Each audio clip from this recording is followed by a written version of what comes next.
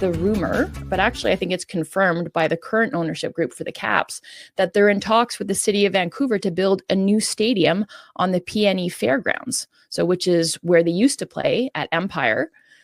So Craig Forrest, you are not only on the left coast, but have ties to the city in terms of the football. So I wanted to know what you thought of that. Like, it's a historic home of the club, but if they're able to get their own stadium, does that go a long way towards taking away the uncertainty with that franchise in MLS? Oh yeah, it's the best news we've had. Forget about the result. I think it's the best news for Vancouver that we've heard. Mm-hmm.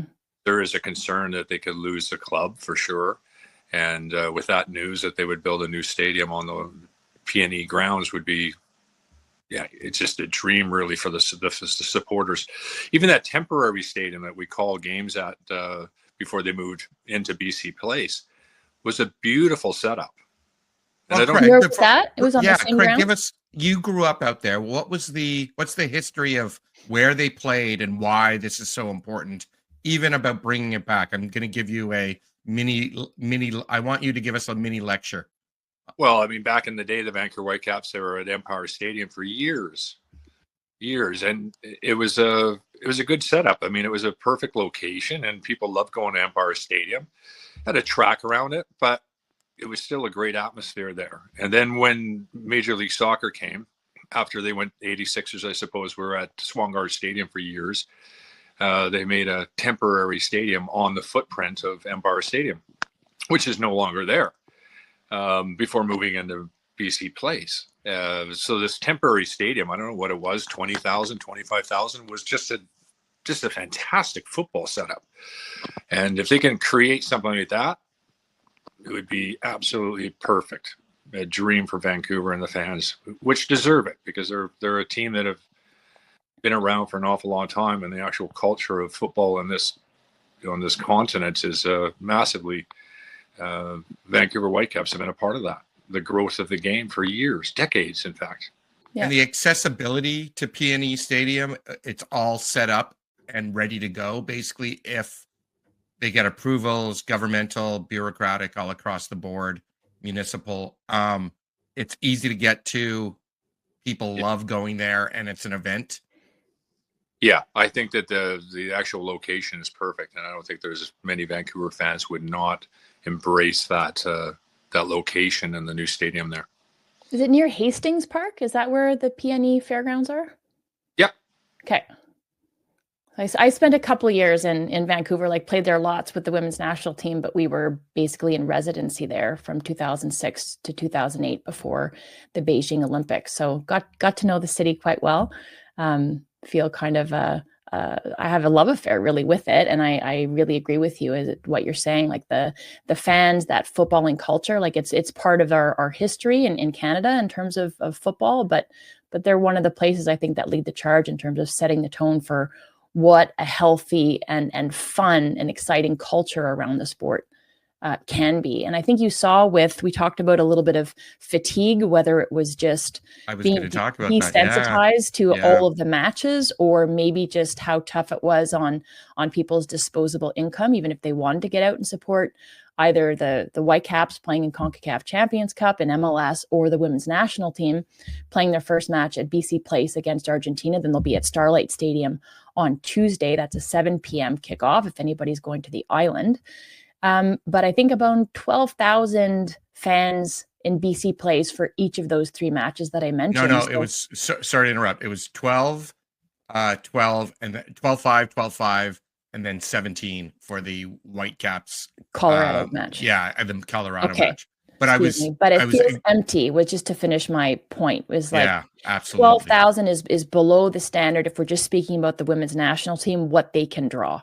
Like the women's national team, people are like, oh, there was no meaning to the game. It's just a friendly. Well, I'm really sorry, but for most of my national team career, which spanned a decade, most of the matches that I played at home when we were lucky enough to do so were quote unquote meaningless. And they're never meaningless for the players. You watch Julia Grosso score that third goal, which basically just kind of locked up the game or locked it down.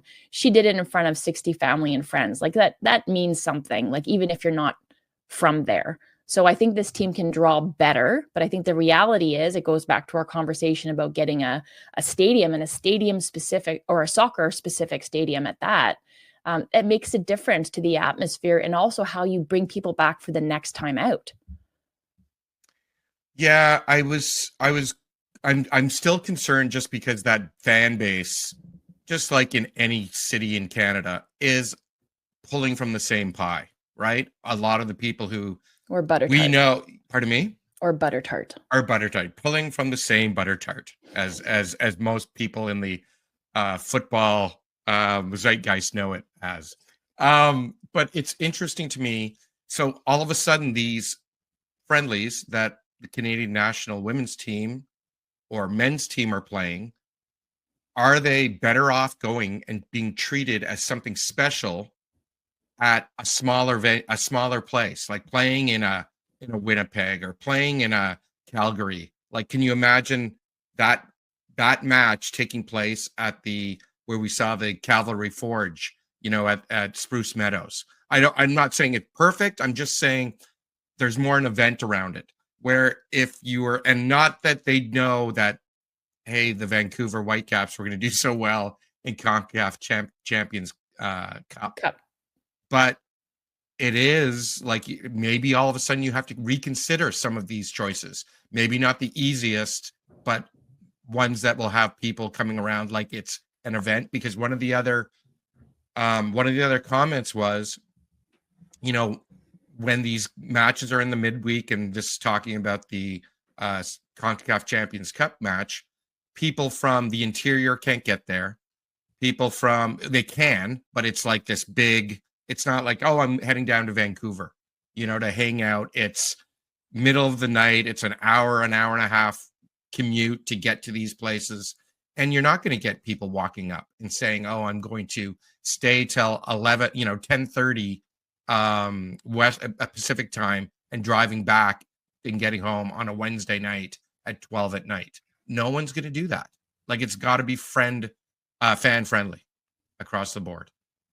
We just lack facilities to be able to pick and choose where we want to play all the time. But I would no, for sure.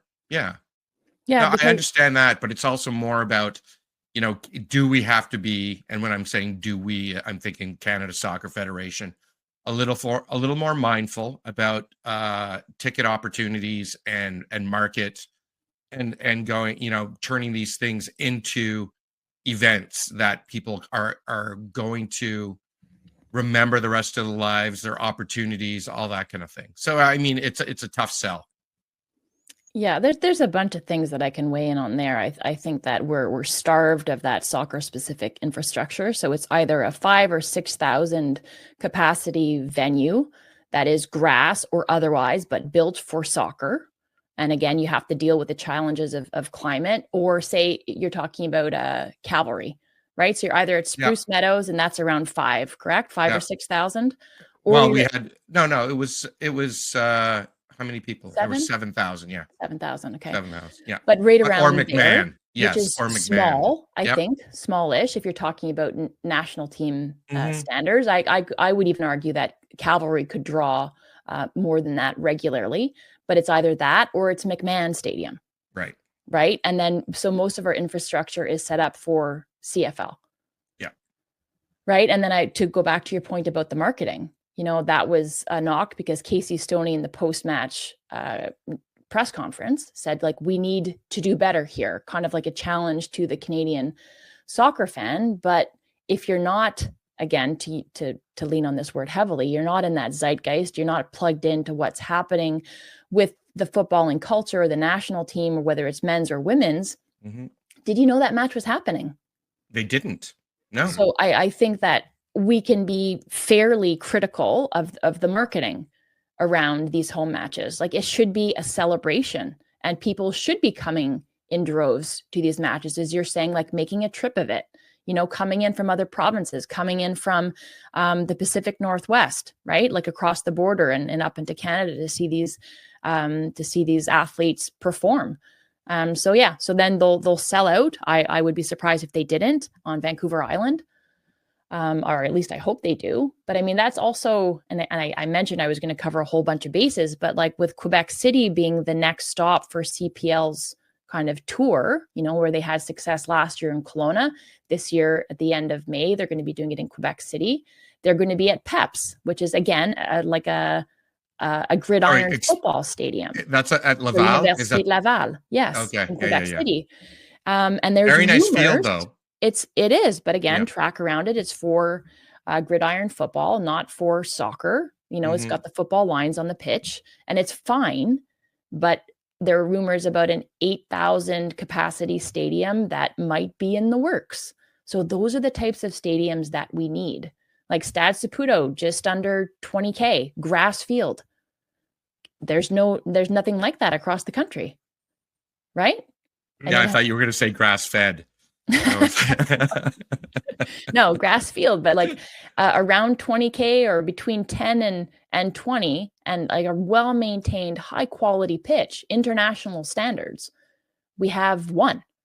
And then the next one is our quote-unquote national stadium, much to the disappointment of Quebecers, at BMO, which is closer to 40, right? So anyway, I think it bodes well to circle back to Vancouver Whitecaps potentially getting their own stadium. That one ownership, whoever it's going to be, will then be in control, like of their own gate. They won't be renting their home field from anybody. It will belong to them. I think that's part of adding to the lore and the history, is like you have something to call your own.